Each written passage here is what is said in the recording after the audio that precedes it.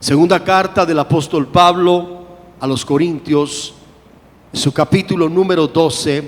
Quiero que me acompañes en el nombre del Señor a leer este pasaje que Pablo nos trae como una ilustración, o más bien como un punto de partida de lo que hoy vamos a estudiar.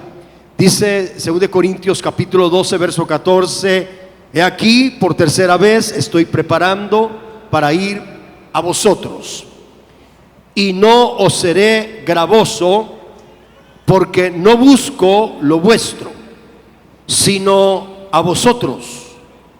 Pues no deben atesorar los hijos para los padres, sino los padres para los hijos. Estas frases resonaron muy fuerte para ponerlo como punto de partida. Segunda parte del verso 14: pues no deben atesorar los hijos para los padres, sino los padres para los hijos. Es normal pensar en herederos y en herencia.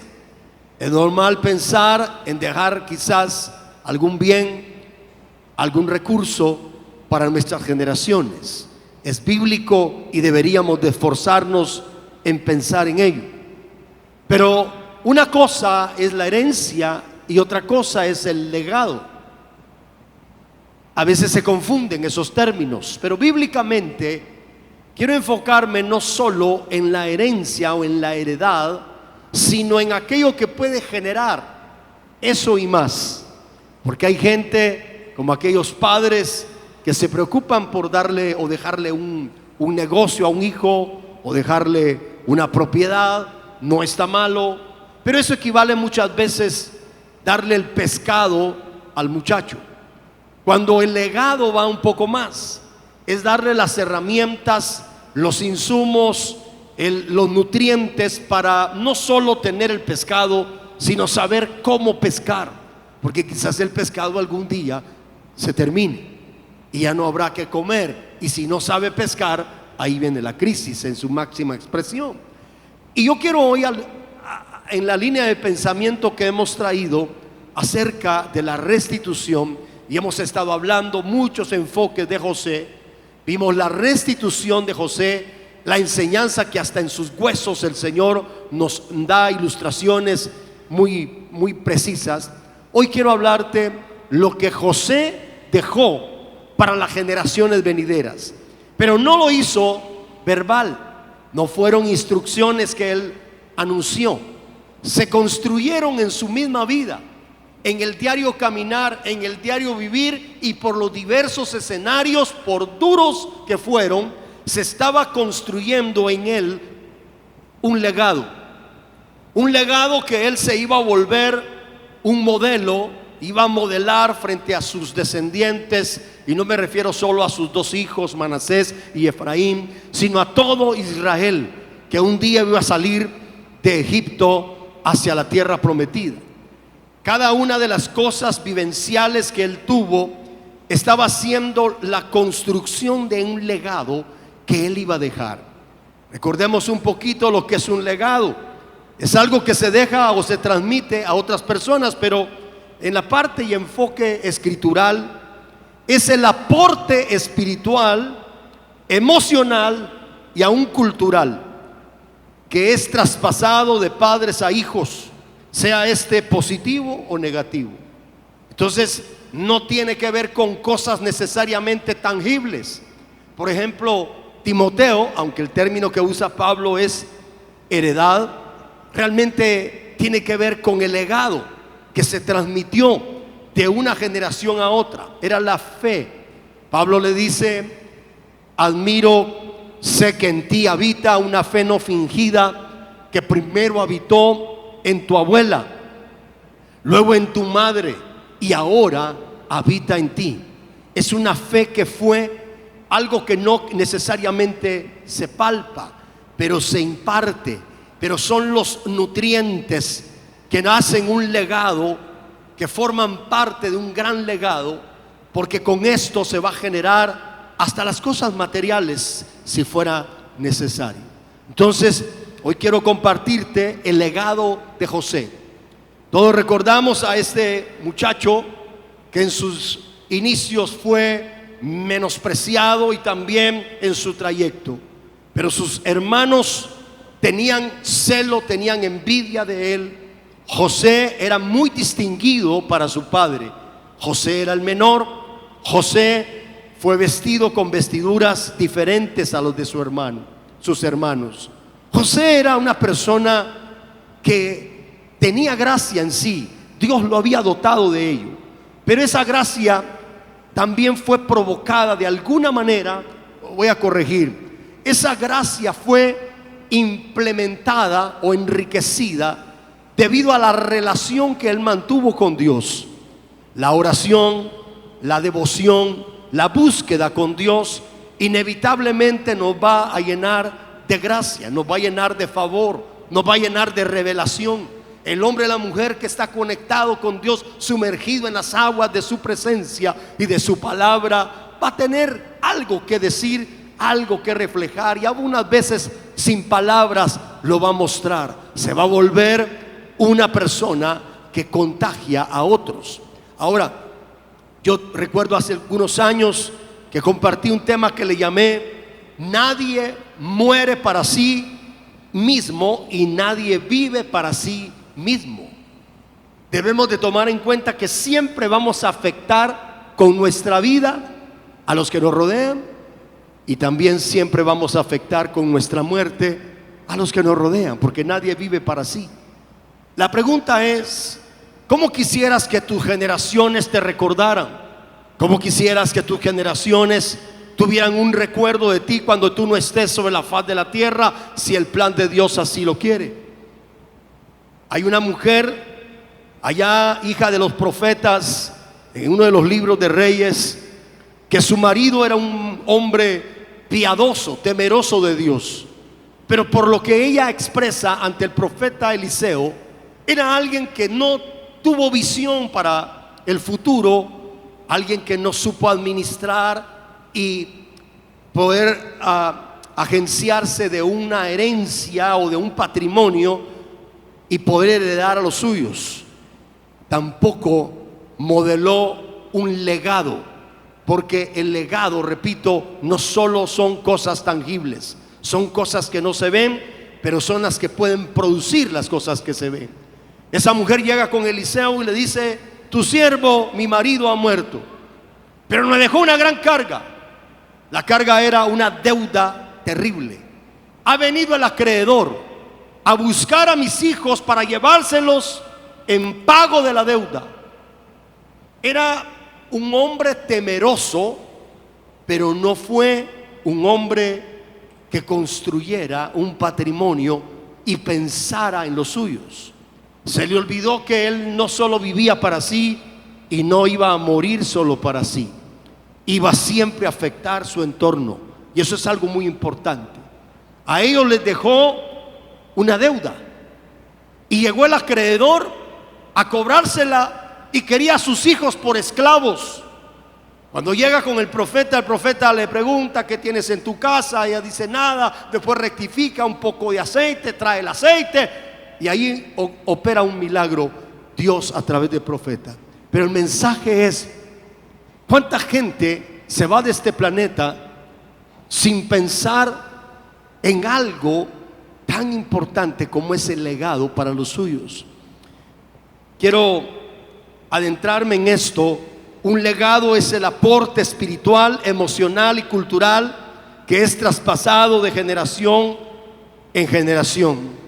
Pero es un legado, es una construcción diaria. Ese legado al cual me refiero bíblicamente son las vivencias con los suyos, son los escenarios y la actitud de cómo pasarlos. Es cómo reaccionar ante el problema, ante la crisis, que va a traer un gran mensaje a los que nos rodean. El legado se va construyendo en el diario caminar. No es una construcción que se hace de la noche a la mañana, sino que se está mostrando a los suyos, repito, en la relación que está teniendo con ellos. Va sumando va enseñando, va gritando. Y una de las cosas que me llama la atención es de que vimos la restitución de José por lo que vivió y perdió con sus hermanos y el proceso de Egipto. Pero ahora José deja algo, deja enseñanzas. Y ni siquiera vamos a ver algunos versos como fundamentos para estos tópicos que voy a hablar, porque usted ya los conoce. Pero una de las cosas es que José era temeroso de Dios. Cuando la Biblia dice que era temeroso de Dios, era alguien que tenía comunión con Dios, respeto a Dios. Hablábamos con mi esposa algunos puntos de este tema y concluíamos que este hombre llamado José tenía tal favor de su padre que hasta le hizo una vestidura diferente a todos, porque era alguien leal, alguien fiel, alguien que se entregaba a Dios. Fíjese que revisando, hay dos personajes en el Antiguo Testamento de los cuales Dios no le reprocha nada. Dos personajes, diríamos intachables. Uno de ellos fue Daniel, el profeta, y otro fue José, el patriarca.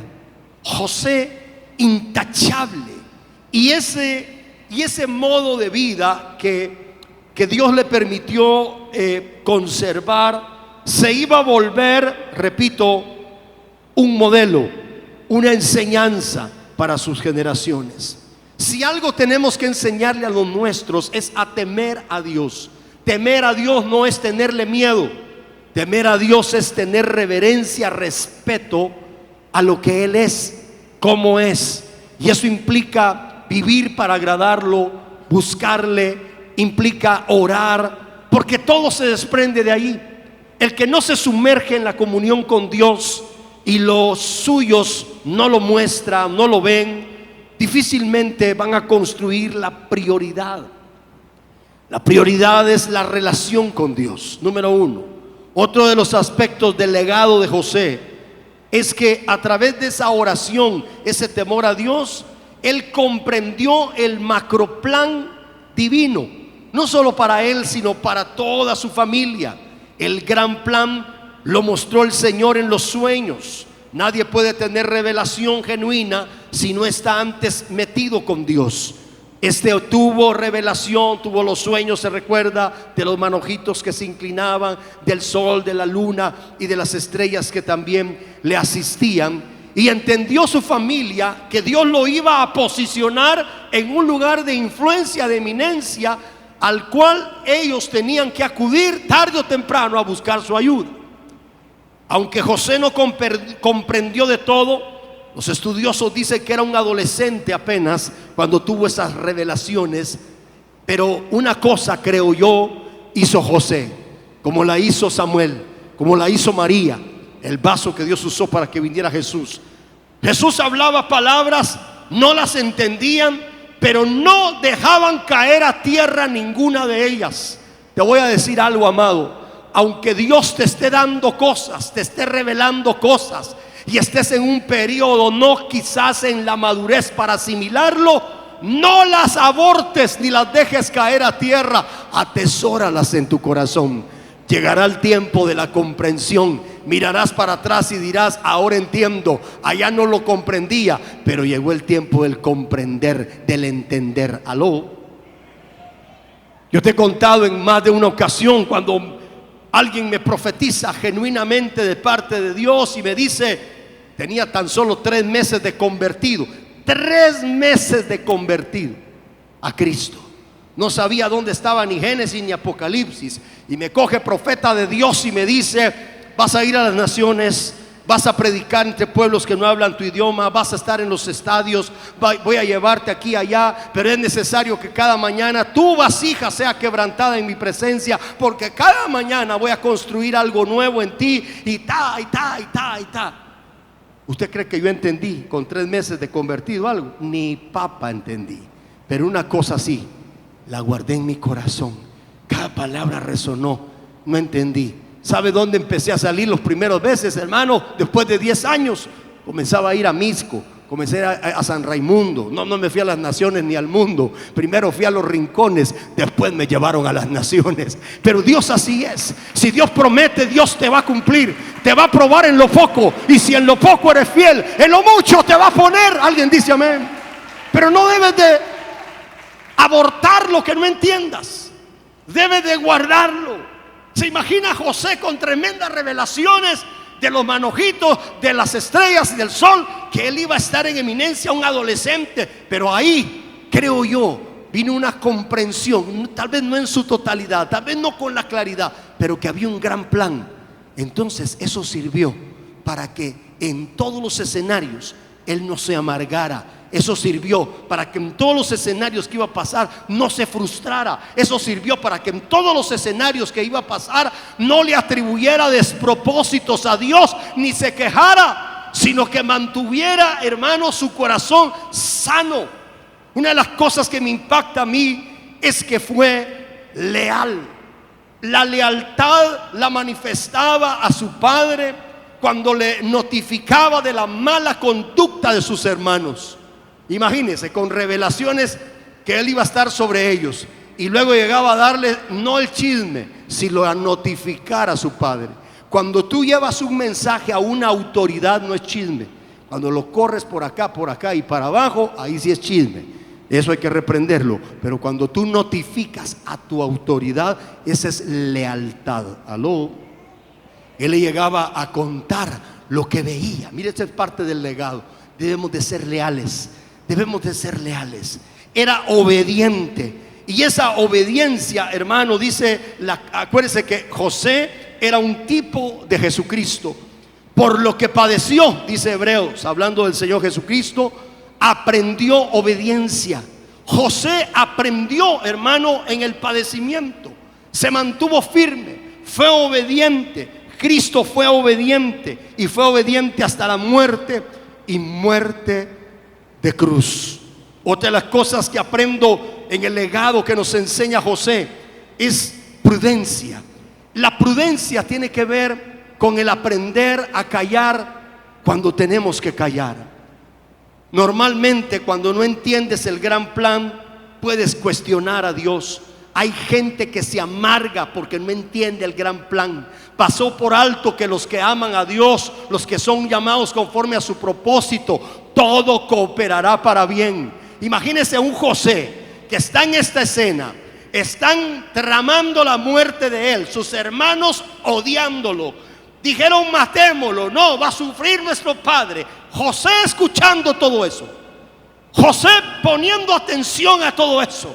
Y luego alguien dice: no lo matemos, va a sufrir. Mejor quitémosle la vestidura, manchémosla con la sangre de un cabrito.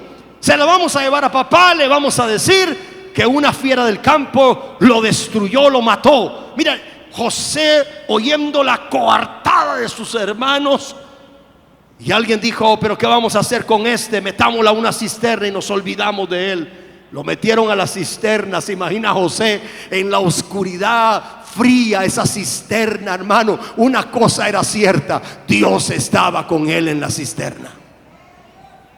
Aunque estés padeciendo injusticias, te escondan, te quieran anular, quitarte la voz y el voto, Dios va a estar contigo donde te metan. Pero eso es parte del proceso, eso es parte del legado que tienes que tener bien claro, que le va a enseñar a alguien de los que te rodea. ¿Sabe qué hizo José? Silencio, silencio, silencio. Reaccionan los hermanos y dijeron: no tenemos ningún provecho tenerlo ahí. Ahí vienen los madianitas, vendámoslo, saquémosle raja al asunto. Y lo vendieron como esclavo, hermano. Se imagina cuando él vio la negociación, lo vendieron, lo suben, hermano, ahí va entre los barrotes en ese carro de los madianitas a negociarlo a Egipto. Cualquiera que no entiende el gran plan de Dios se amarga, se frustra, reniega, protesta. Este no, este iba callado. Usted lo puede ver, silencio.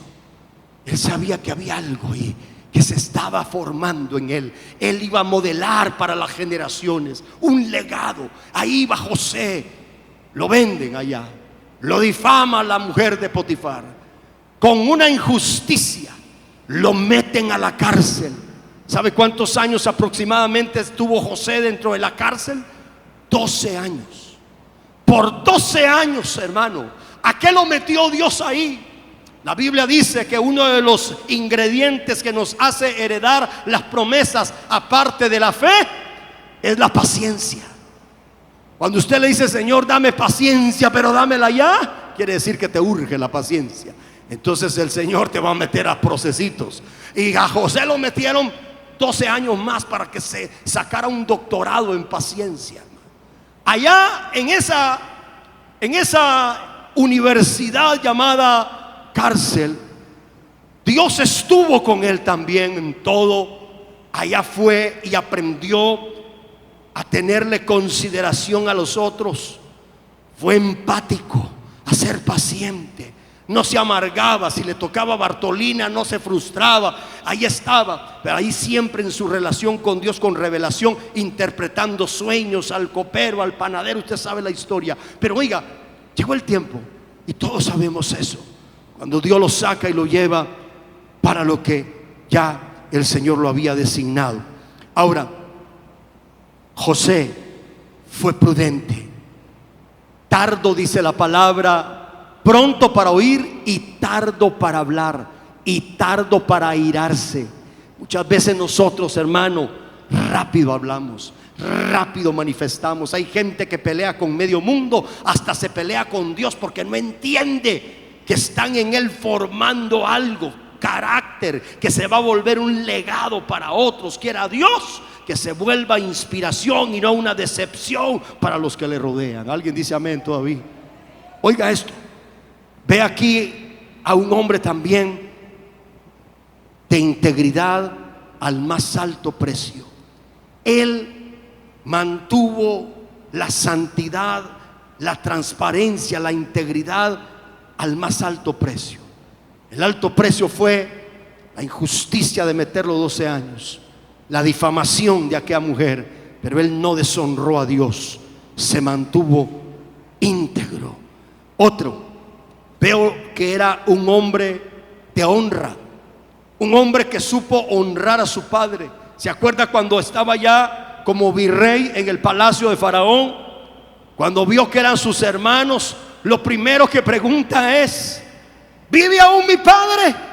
¿Está bien mi padre? Hermano, él pensó en su padre. El principio de pensar siempre en los padres, Dios lo va a honrar y a respaldar, le va a ir bien y será larga vida. Era un hombre de honra, honraba a Dios, honraba a su padre, y le voy a decir algo, agárrese, honraba a Faraón. Traduzca: Faraón, su jefe. En la temporada que le tocó vivir, era el jefe. Hay gente, hermano, que no honra a las autoridades que tienen en sus lugares de producción o de trabajo. Debemos de aprender a respetar no solo a los que tienen nuestra misma fe, pero que son, hermanos, los que ha puesto Dios para darnos empleo, para darnos trabajo. ¿Cuál era el enfoque de José? Siempre producir. Dije una frase clave: producir. El legado de José también era un hombre de producción, de trabajo, de estrategia, de ideas. ¿Dónde vinieron las más extraordinarias ideas? Después de que sale de la cárcel. Traía sus extraordinarios diseños para lo que venía. El tipo tenía sueño, vacas flacas, vacas gordas, vacas flacas, se las interpreta, pero traía José un diseño de Dios, diseño estratégico para almacenajes, para administrar, para suministrar y para seguir produciendo y siguiendo. Dice que siempre, hermano, en cada acción que José hacía, buscaba el beneficio para Egipto. Cada vez que hacía alguna negociación para Egipto, siempre buscaba el bien para la casa de Faraón. ¿Sabe por qué era tan importante eso? Porque sabía José que entre más tenía Egipto, más tranquilo iba a estar su familia cuando llegara, porque Dios lo mandó en avanzada para mantener a un pueblo con vida. Entonces vea por favor aquí, amado, el legado de José está hablando de tantas cosas, que fue una persona, hermano, perdonadora también.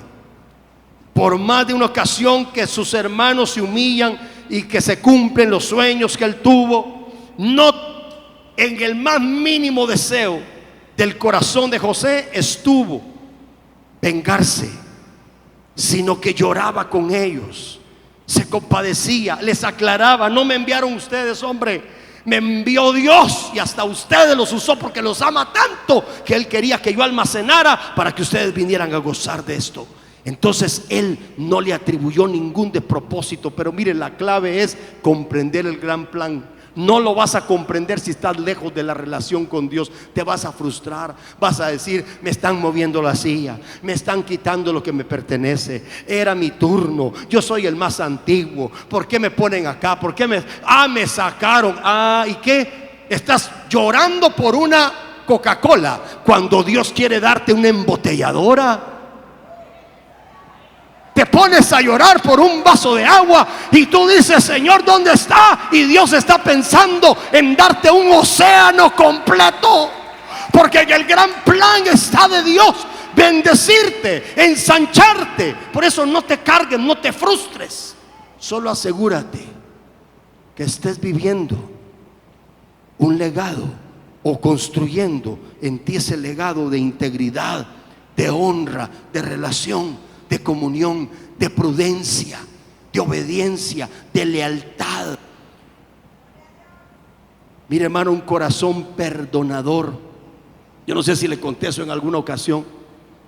Hace muchos años, un escenario que no le voy a contar de qué fue muy difícil. Estábamos ahí con el equipo de los líderes más cercanos, y estaba la persona infractora, una infracción muy delicada, casi delito. Entonces me pide perdón, y hermano, a diferencia de José, yo decía: Señor, aquí lo tengo cerca, dame un ratito, Padre. Mire, hermano, pero ¿sabe qué le valió a este tipo? Que yo una semana atrás tomé el ejemplo de David con Saúl, y había predicado el tema que le titulé: el corazón de un perdonador. Y una semana después me ponen a alguien que había hecho a varias personas unas cosas. Y hermano, yo decía: Padre, a este le vale que me enseñaste. Tengo fresco el corazón de un perdonador. Me pide perdón, lo perdoné. Se arrodilló, me le lancé encima a abrazarlo. Lo bendije todavía. Alguien lloraba a la par de él y le decía: mira, el pastor no solo te está perdonando, te está bendiciendo, cambia ya, le decía. Cuando terminamos la reunión, se sanó el asunto, nos fuimos. Uno del liderazgo de aquellos de hueso colorado, ¿verdad? Que usted sabe, tienen algunas áreas rendidas, pero otras todavía son impías, hermano. Mire, pastor, me dijo, yo no entiendo a los pastores. Se me quedó viendo, no lo entiendo. A mí me daban ganas de patearlo, me dijo. Pues a mí no, usted no es pastor, le dije yo. Tiene que aprender. ¿Cuánto dicen gloria a Dios? Entonces, te voy a decir algo, amado. Una de las características de José, que es parte del legado y que se vuelve enseñanza, fue un perdonador. Es que todo está, que entiendas el macroplan, que no es el asunto por ahorita. No, hombre, espérate, lo que viene es grande. No estropees el gran plan. José prudente, José perdonaba, José era empático, José honraba. José no solo eso, hermano, cuando compraban los hermanos sin saber que era José y le compraban al jerarca de Egipto, según ellos, y él les abastecía. ¿Sabe qué hacía José antes de que se subieran con todos los sacos llenos de granos para Egipto, antes que llegase su padre de vuelta a Egipto? Dice que le abrían las bocas de los ordenaba a su gente: metan el dinero que pagaron, métanselo, metan. Les devolvía el dinero. Cuando llegaban allá con Jacob, hermano, y trajimos provisiones, todos los granos, caía la plata. Mire, hermano, era un generoso, era un perdonador. El principio bíblico dice: si tu enemigo tiene hambre, dale de comer. bendice y no maldice, porque fuisteis llamados para heredar bendición. Cristo cuando le maldecían bendecía. Cristo cuando le injuriaban los perdonaba. Él oraba, se conectaba, siempre traía una palabra de bendición. Hermano, generosidad. Voy a terminar. Él nunca abusó de su autoridad. Él tenía un carácter bien formado. Sabía. Fíjese que a veces la gente, déjeme pensar esto, como Dios sabe de qué pasta somos todos, ¿verdad? Dios no improvisa, no arriesga sus grandes planes y proyectos. ¿Qué hubiera pasado si ponen a José saliendo de Egipto, saliendo de la cisterna, y que lo llevan directamente al palacio? No hubiese tenido la madurez, la empatía, el carácter formado, la misericordia, la humildad, la paciencia que necesitaba para ser el jerarca, el segundo a bordo en todo Egipto. Al igual que David, cuando a David lo ungen allá en la casa de sus hermanos, sabía que lo estaban ungiendo para rey. No fue a tomar posesión y decirle: disculpe, don Saúl, hágase a un lado, déjeme el trono, ya llegó el nuevo rey. No. Vinieron años de procesos también para David. Mire el mismo patrón: años de anonimato, años de seguir cuidando las ovejas ajenas, ovejas de su padre, años de seguir, hermano. Y cuando llega cierto tiempo, hermano, y ciertos ungimientos, destierro, persecución, cueva de Adulam, solo enlutados, amargados y endeudados lo rodeaban. Momentos difíciles, porque Dios quería empatía. Como que eso equivaldría a la cárcel de José, la cueva de Adulam. Solo joyas habían allá adentro, hermano. ¿Cuántos dicen gloria a Dios? Pero era conocer la necesidad de los demás. Por eso te voy a decir algo: cuando alguien Dios ya lo tiene en la mira para algo, para una eminencia, para una posición, para un ministerio, téngalo por seguro que lo van a meter a la cisterna, lo van a sacar, lo van a meter por allá de esclavo, lo van a difamar, lo van a encarcelar, lo van a meter su cueva de Adulam, al rato lo van a sacar. Y si mira que todavía le falta de un lado, no está medio cocido, lo van a volver a meter al horno. Alguien dice gloria a Dios. Porque están formando un carácter, se está formando una visión, se está formando unas entrañas. Y aquí veo yo a un administrador cuando sale y se posiciona en Egipto, estratega, alguien que ahorró, alguien visionario. Tenemos que trasladarle a nuestras generaciones la inspiración de volverse personas de ahorro, personas de visión, personas, hermano, que piensen un poco más allá. José tenía todo eso. Es el cúmulo de lo que hizo en él, hermano, un carácter bien formado, bien maduro, que se volvió cada virtud de José parte de su legado a las generaciones. La humildad en la posición. Allá, hermano, en la escuela que vivió del quebrantamiento, aprendió nobleza, con llanto, con sufrimiento solo. Allá en aquellos tiempos con Dios anónimo, aprendió humildad, aprendió, hermano, compasión. Tuvo, hermano, compasión con la gente necesitada cuando estuvo en el trono. Como administrador fue una persona extraordinaria.